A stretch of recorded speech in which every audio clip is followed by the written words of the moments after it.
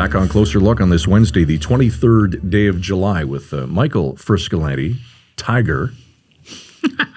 Not tonight, though. Not tonight. No, the Tigers. What the hell is going on with your team? They're struggling. We try not to make this podcast too personal, but anyone who's listened long enough knows that I'm a big Tigers fan, and you're a Blue Jays fan, sort of fair weather Blue Jays fan. Yeah, I mean, look, I'll find some coattails and ride them. Yes. Bandwagon to hop on, you know. Big series this weekend, 4-gamer at Comerica Park. Huge. So you guys lost earlier today, 6-1. Mm-hmm. So your lead in the West is down to the Central. The Central. Clearly a fair weather baseball team. I don't know. It's down to 9 or something, but 8, I think. But more importantly, we're now like basically tied with the other division leaders. So who gets the bye in the playoffs? Yes. This is huge breaking news for our listeners. It is, yeah. A little self-indulgent, but if the Jays win tonight, first pitch moments away, they'll win that series over the Yankees and could restore that 4-game lead in the East. Yeah. Well, it is big news, though. I do tune in once in a while to the Jays games on Sportsnet there, and the place is packed. I don't think any team in baseball has a better home record than the Jays. It's like a very hostile place to play. Now, you don't want to go there as a visiting team. 41,000 in attendance. It's a party. They've redone the whole place. It's like looks great. Every section just seems like it's a big bar. People are just drinking. It's a lot of fun. Yeah. Canada's team. Mm-hmm. Elbows up. Like Edwin Encarnacion. Is he on the coaching staff? I thought I saw him in the dugout the other day. Is he a coach? Again, you wouldn't know because you're not that big of a fan. Wow, you're Go Jays, woo! Pointing out all my shortcomings tonight. That's fantastic. Speaking of shortcomings. And speaking of Jays fans, Nate Erskine-Smith, the MP from Beaches, East York. Yes, Nate, who's definitely, in the news. To your credit, you've been asking Nate for a couple weeks, I think, now to come on the show. And he happens to come on right when his name's all over the news. Because everywhere you look. A Substack he wrote to supporters about his thoughts on the upcoming leadership review for Bonnie Crombie in September at the convention, the Ontario Liberal Party convention. He's arguing that she should get at least 60. If she doesn't get at least 66% of support, she should resign. Right. And her supporters seem to be saying that 50.1% is just fine. That's enough to stay along. How can you possibly think that only having half of your party's support? And I know that's always been the way in the it Constitution, is. I think of, yeah. But really, when you think about it, I think half your team likes you, half. Well, we're going to get we're going to get into this with Nate. I was going to make a joke about you and your team, but I won't. Wow, I could just leave now and you could finish this yourself. Well, there's an argument to be made. Now I totally forget what we were talking about. The 50%. Yeah, but I was thinking about something, but you totally distracted me with that. That's what I do with that comment. I think, the argument you made, and her supporters are making this argument, that they have some momentum. They won 30% of the popular vote. They're back to official party status. You don't want to blow that up now when you actually have some momentum. And obviously Nate's been arguing in his writings about this that it's not much of a difference. They gained a little bit of support. They didn't have the major breakthroughs that they promised. Bonnie Crombie didn't even win her seat that she was running in. So he has a difference of opinion. He hasn't been clear about whether he would run for the leadership, even though he did. He finished second in their last leadership race in 2023. He hasn't made it clear that he will run. We're obviously going to ask him that flat out when he comes on the show today. We'll see what he has to say. All right, let's find out. Joining us tonight on a Closer Look is Nate Erskine-Smith, the MP for Beaches, East York. Nate, every news feed I've read in the last few weeks has your name all over it. We'll get to that in a sec, but great to see you. Thanks for joining us tonight. Yeah, happy to be here. Okay, so let's start with what everyone's talking about. Nate, last Friday you wrote an email blast calling for change within the leadership of the Ontario Liberal Party. Simply put, you're extremely critical of Bonnie Crombie and believe that unless she receives the minimum of 2/3 support at the annual general meeting, which is coming up in September, that she should resign. Why did you do that? For a few different reasons. I mean, one, I was frustrated that the team was trying to socialize 51% of delegated members voting in support of continued leadership as some acceptable number. I mean, the convention in Canadian politics, for as long as I've followed, is a minimum of 66%, and I don't think we should move away from that. I mean, if you can't earn 66% support from your own members, good luck in a general election. And so when I saw that happening, and let's be honest, it's a delegated convention. So if you live outside of Toronto, if you live in Northern Ontario, if you live in rural Ontario, the cost is prohibitive. It's $375 for an adult who isn't low income. It's thankfully a little cheaper for a student, but it's prohibitive on the cost side. It's prohibitive for anyone who wants to travel and get a hotel or stay in Toronto for the night, and it excludes too many people. And so that, combined with the fact that they were moving to 51% as some threshold, I just wanted to call to say, one, participate. However you vote, whatever you think, maybe you disagree with me, maybe you think there isn't change required. Participate in this process, get involved, and make your voice heard. So that was point number one. Two, look, on the question of change, I participated in a leadership race where many of us were calling for engaging in every corner of this province, and then that didn't happen in the course of Crombie's tenure. They were unprepared for the general election. Yes, there were modest improvements, a 6% bump in the overall numbers. But look, we got official party status, but we're still in third place. We were promised to go from third to first in that leadership race, and we've fallen short. And so my view, and this isn't about me. I want a competitive race. I want a number of people to put their name forward in a really competitive race and grow this party and be ready to win. Is this the right time for another leadership race already? Yeah, completely. Of course. I mean, we saw at the federal level the importance of changing leaders in a particular moment. And I don't, anyone looking at the last provincial campaign honestly would say we didn't do as well as we could and should have. And more to the point, we put winning in the leadership race ahead of ideas and grassroots rebuilding. We're basically back to square one. We have not done the work that we could and should have done post that leadership race in December 2023. So yeah, I think we need a new leader who's going to energize people, motivate people, inspire people to get involved in our politics, to articulate a case, a set of ideas and values that's going to inspire people to get involved in our politics, and to really prosecute a case for change, and to do the hard work of traveling to Northern Ontario and rural Ontario and all across this province and every corner of this province to rebuild the core volunteer and engagement and grassroots engagement of our Ontario Liberal Party. And a leadership does that. I just want to be clear about that. I've heard talk, it's going to be expensive. Not now. This isn't the time. At the end of the day, the Ontario Liberal Party was more engaged in 2023 with Ontarians in a leadership race than it has been at any point since. I think we're going to attract talent, we're going to attract donations, we're going to attract engagement and public attention, and that's what we want. We want to rebuild this party in a serious way. Are you one of those talents, Nate? Will you run if she's no longer the leader after the September convention? I mean, maybe. I've written that in my post to say, honestly, of course I have an interest. I hope there are others too. I know there's some people who have said, this is Nate versus Bonnie 2.0. Far from it. Like I've spoken to others and encouraged others to participate. I think there's lots of talent in this party. I can think of folks at Queen's Park right now. Karen McCrimmon is an excellent voice. And that caucus is still small, but there are really strong members in that caucus. Ted Hsu ran in the last time. He'd be excellent if he ran again.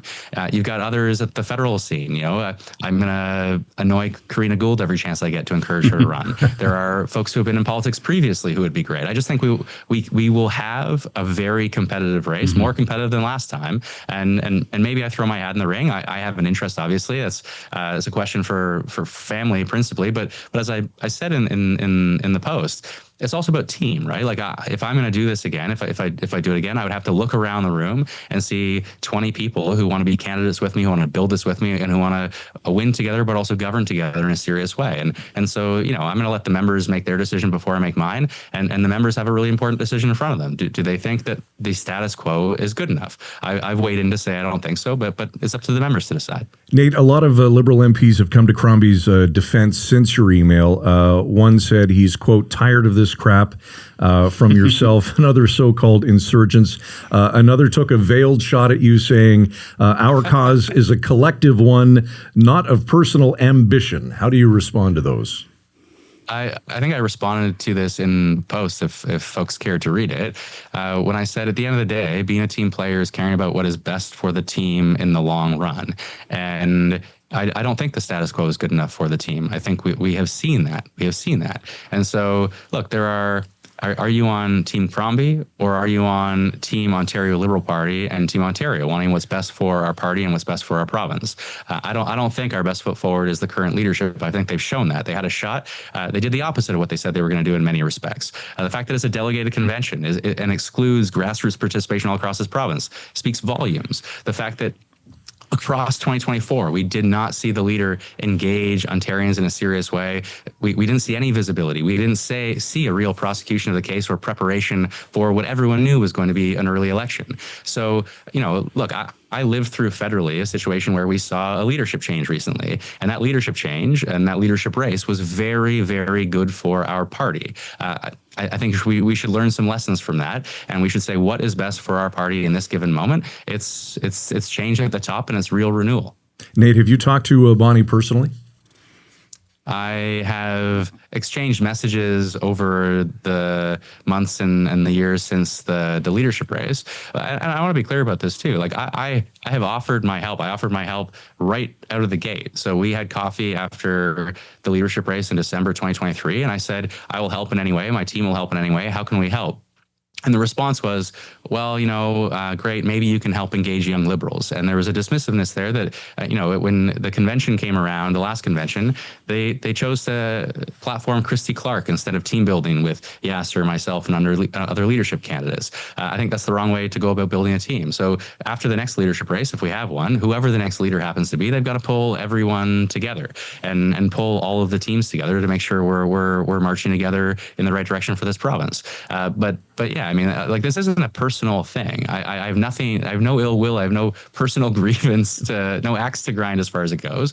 I want what's best for the party. And I think if a lot of liberals reflect on the federal scene and the provincial scene today, and they think, if I want what's best for the party, do I think this current leadership is going to drive that change home that I really want to see at Queen's Park? It's the same question we faced back in December, January, February for our federal party. Mm-hmm. And I think as liberals, we've got to reflect on that. Is it a question of loyalty to dear leader, or are we going to do what's best for our party? Mm-hmm. Is it frustrating to hear some people remark that you vanished essentially during the provincial election campaign, that you weren't around to help? Because you're saying another side of that story. Well, it's not, sure. I mean, there's a little bit of frustration, but that's not really the story. Look, if anyone was paying attention, they would have seen that not only did I bring my whole team to help Mary Margaret McMahon, I offered help. That help was accepted. Not only did I do a fundraiser for Mary Margaret, we thumped in Beaches East York. Mary Margaret won handily because of her own efforts, because she's an incredible advocate here locally, but also because we worked really well as a team. Mm-hmm. And it's unfortunate that didn't happen at a broader level, but at the end of the day, you can only offer your help. It's mm-hmm. got to be accepted. And my goal in all of this is to make sure that everyone is engaged. And do I want personal attacks? Not particularly. Do I want this to be about me? Not at all. This is about what is best for the party and what direction we want for the party. And look, if people want Crombie to stay, great. They should make that case. Mm-hmm. And what I haven't heard a defense of, which is very, very telling, no one has articulated the case for 50% plus one. Mm-hmm. And anyone who's defending the status quo should really make that case, because that is unheard of in Canadian politics. Mm-hmm. We do want to move on to some other questions. I appreciate this. But just to be clear, you have not decided whether you would run for the party leadership should Bonnie Crombie not get the support of the party. No. I think I was honest about that in the post, that I have an interest, but it's not a decision I'm going to take until the members have made theirs, and there are lots of factors to consider. And so I think there ought to be change. I want a very competitive race, and this really is not about me. Mm-hmm. Let's shift to the federal side then. You are still currently an MP, like Scott mentioned at the top of the show, and as you know, the Carney government's obviously very engaged in what's happening in the United States in the negotiations with U.S. President Donald Trump and his administration. How do you think things are going? What are you being told? Well, I think, look, there are ongoing challenges because of the mercurial nature of the administration south of the border. And so, one day it's one thing and the next day it's something completely different. And you're at 25% tariffs and then you're at 50% tariffs. And I think it's tough to respond in a rational way when you're faced with that kind of irrationality. I think we have to keep taking the case to the American people to say, we're your friends and neighbors and this is unacceptable. Mm-hmm. Especially in swing states, especially in advance of the midterms, you've got states that have a lot of Canadian loyalty. You've got states that have a lot of connections, business-wise and family-wise, to Canada, and we should be emphasizing that at every opportunity. On core issues, including around steel, I think you've seen the government come out and say, we're going to have targeted measures to support businesses, we're going to have targeted measures to support workers in need, and we're going to continue to be responding in a forceful way, but a measured and thoughtful way at the same time. And am I hopeful that we get to a deal in a short-term way? Not based on what we've heard out of the United States, but I'm confident that the administration is working as hard as they can and that they're seized with it in a serious way. Nate, if we can, let's go back to April after the election when Prime Minister Carney removed you from cabinet. You said at the time that it was impossible not to feel disrespected by that move. Do you still feel that way? Look, I've spoken to the Prime Minister. There's a certain amount of water under the bridge. I mean, in that letter, I was, honesty can get you in trouble in politics. Yes, it can. But, yeah, we always want more honesty until you're too honest, and then nobody wants it. Yeah, but I think it's still better to be honest. I think cynicism in politics is a really problematic thing. Trust in politics and politicians is a really problematic thing. And I'd rather the occasional drive-by article that doesn't take seriously what I've actually written, if it means maintaining a sense of honesty and integrity. And in that letter, yeah, I said that. I also said I wish the government well. I'm going to be there to constructively support the new Minister of Housing. And there was more disappointment than anything that I wasn't able to continue to make a difference on that file. But I was going to continue to support the government, support my colleagues, and I highlighted some colleagues who hadn't had an opportunity to serve that I was really happy now have an opportunity to serve in cabinet. And there are no guarantees in this life. But look, I'm coaching baseball. I'm enjoying that. I'm enjoying the fact that I'm here locally more. We got the Jazz Fest coming up this weekend. I was just we had the 7-year anniversary, an incredible tragedy of the Danforth shooting yesterday, and I was able to be present for the families and friends of Reese Fallon. So being present more locally is really important too. And look, there was no one more vocal around C5 than I was in the House. So I'm going to keep doing the job federally. I was laughing because some people are doing a drive-by to say, focus on the provincial level, not the federal level. Look, no one's been more present in the community. No one's been more vocal on C5. I've got work lined up ready for the fall when we went to hit the ground running. Mm-hmm. And the fact I sent an email out, I'm encouraging folks to attend the convention, I hope is a good thing because we need both parties, federal and provincial, to be at full strength. Mm-hmm. Let's talk a little bit. I appreciate you saying you've had lots of chances to speak with Prime Minister Carney. This might seem like a dumb question. From the outside, we see what he's up against and what he's dealing with, specifically with President Trump. What do you see from the inside? How is he doing in terms of how he's doing the job and how he's handling things?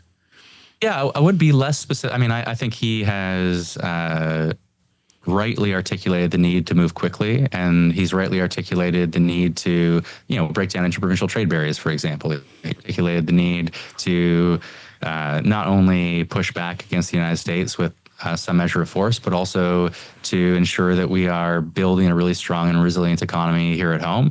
He rightly moved the needle to get us closer to 2% quite quickly on defense spending and has a more ambitious plan on that front. I would say internally, I'm hopeful that they're going to be really ready to hit the ground running in the fall, just on a staffing level. And David Lametti coming in as principal secretary and Marc-Andre Blanchard coming as chief of staff, that bodes well because I think the interim situation had some challenges as far as it goes. So I'm really looking forward to the administration, as it were, and especially the Prime Minister's office, really hitting the ground running. But I think he's done. I think he's been out there saying the right things. I think. Coming to grips with Parliament and how Parliament needs to do its work, and C5 is a good example of this. I think Parliament was probably given short shrift in a way that it shouldn't have been. I said as much in my speech in the House, and I hope there's some balance struck there between moving quickly, but also making sure the legislation is fit for purpose before it gets out the door. Mm-hmm. I suppose the last thing I'll say, and it's just we have a lot we need to do. It's an ambitious agenda, and we've got to show people now that we're moving with speed, but also ambition, especially I would say on housing, right? So we need to show Canadians the wartime effort that we promised them. And on the flip side, not just Trump, but Carney rightly is seen as a steady hand for the economy. And I think we need to show that we are managing the economy, but also more importantly, the fiscal books in a sustainable, well managed way. Mm-hmm. And so, having a careful eye on the bottom line, where we've got a tax cut we've promised that is, I think, pretty tricky when it's deficit finance. So we've just got to keep an eye on those things, mm-hmm. and I have confidence he will. I appreciate it. Just a couple more questions. Thanks again, Nate, for your time. In terms of housing in particular, you were the housing minister. What is the biggest challenge on that file? We talk about housing every day in this country. What's the biggest challenge in terms of getting the housing we need? Well, there are many challenges. I mean, there are three that I would emphasize. One is we need to make sure that we are unleashing the market to build market supply, and there are still too many constraints. There are municipalities like Edmonton that have done most or everything right in terms of ensuring there's a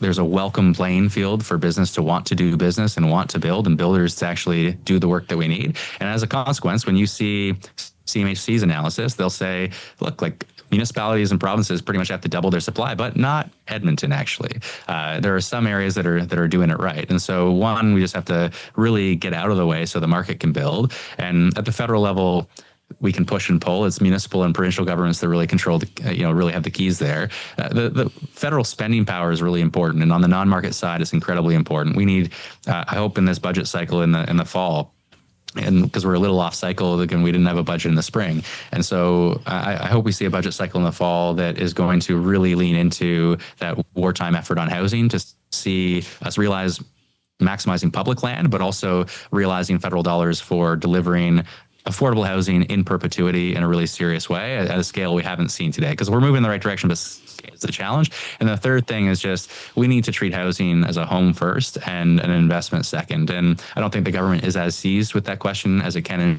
But I'm look, I'm not gonna, I don't want to Bigfoot the minister in any way, but I'm gonna keep, I'm gonna continue to be I think a positive and constructive force as much as I can be on the housing file, and suggesting ideas in hopefully as constructive a way as I can. All right, let's get to the serious stuff. I know you're a big Jays fan. They've got a 3-game lead in the East as we sit here. How do you like the team this year, Nate? What are their chances? They're the best team since the 93 team. I have not felt as a fan that if we were down 6 runs, I'd be like, okay, well, we can come back. I would be like, okay, well, on to the next game. This game's gone. So the Schneider's gonna have a tough time when with a full slate of healthy players, because we have so many good players who've been contributing, and it's really been a team approach. Everyone's contributing in different ways. So I was saying before we start recording, I hope they add an arm for the bullpen so we can shore that up. But I'm feeling pretty optimistic. And they won the World Series when I was 8 in 92 and 9 in 93. And I was telling my son, who is a huge baseball fan, I coach his baseball team. He's 8 turning 9. So I was like, this might be the year, The only problem, I'll say this, my son is a Jays fan, for sure. I mentioned I got family in Michigan. They're Tigers fans, so that'll be its own battle. But if we make it to the World Series and they're against the Dodgers, which may well happen, my son is also a big Shohei fan, so he's going to have divided loyalties. I don't know how that lands. That's going to be tough. I spent every night sitting next to a Tigers fan. Yeah, like I said before we got on, a huge Tigers fan. The Jays and Tigers are playing for 4 games coming up this weekend. It just the end of that conversation remind, if only everything was as simple as talking about baseball. Wouldn't it be great? The world would be a beautiful place. Nate, before we let you go, politics-wise, I'll say this though. This is one thing that just generally for you can make a case. I don't think I made a very personal case against the current leadership provincially, right? I made a case to say, we didn't do as well as we should have done. The ideas in grassroots rebuilding didn't occur in the way that they should have occurred. This isn't personal. This isn't like I don't love the drive-by personal attacks, regardless of who's making them, regardless of political party stripe. Melissa Landsman went at me in the federal election in a similar way, and I just got no time for it. We can disagree. We can be fans of different teams. We can disagree in politics without making it personal, and just on the facts of it. And then I hope that's as we proceed closer to September. That's what this is about. All right, before we let you go, I'm pretty sure the answer isn't Bonnie Crombie, but who would your dream guest be on your wonderful Uncommons podcast? I had Jane Goodall on, and that was cool. That was a highlight. I would love to have, especially in keeping with all things Canada-US, I would love to have more of an American presence on it. Mm-hmm. And probably Obama's not joining me, but if I had Obama on, it'd be a pretty top-notch guest. That'd be pretty amazing. No kidding. Yeah. We'd love to get him too.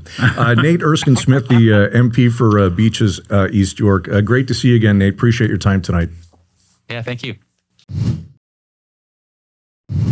Well, interesting. He didn't come right out and say that he was going to throw his hat into the ring. Yeah, it'd be hard to imagine that he's not going to do that. And he did do his best effort. He made his best effort to say this is not personal. Yeah, and maybe it's not personal, but it is personal when you finish second in a leadership race. you can't help but make it a little bit personal. And obviously, he doesn't think that the party's been going in the right direction under the person who finished first while he finished second. Of course, yeah. And then he's looking to make that happen. And the other consideration, of course, is he's still representing constituents at the federal level Yes. right now. Yes, for So sure. it would be somewhat unfair to. Yeah. And them. and some reporting has suggested that some fellow MPs have expressed concern to the Prime Minister that he's doing this on the side. Whether that's true or not, who knows? That's what the reports are saying. We should have asked him, this would have been a great way to ask, we should have said, well, when you run for the Liberal leadership, will you come back on the show? Then he would have had to say, oh, yeah, no. We'll get him back. He's a good guy. Yeah. He certainly likes our Jays over your Tigers. Later this week. And I forgot, I knew he had a podcast. It's pretty popular. But I remember that when he came on and he had his podcast set up. I wonder if he's asked for President Obama to come on the show. Have you asked? I have not. We have reached out to the White House to get President Trump and or Howard Lutnick or any member actually of the senior team in the White House, but no response other than the standard kickback email. Could you imagine how many media requests President can't. Obama must get for him to come on their podcast or whatever it is they're doing? He'd be great though. Yeah. Yeah. We'd have to. That would be the mic drop moment. I think that would be the end of the show. We'd be out. Yeah. All right. TikTok, Facebook, Instagram, X, the Village Media Network, and of course, wherever you get your favorite podcast. We would love to have you subscribe and follow us and join us each and every weeknight, Monday to Friday at 7 o'clock right here. From Michael Friscolanti, I'm Scott Sexsmith. Thanks for watching. We'll see you tomorrow night on Closer Look. Frisco and Scott's Wardrobe provided in part by Moores, Sault Ste. Marie.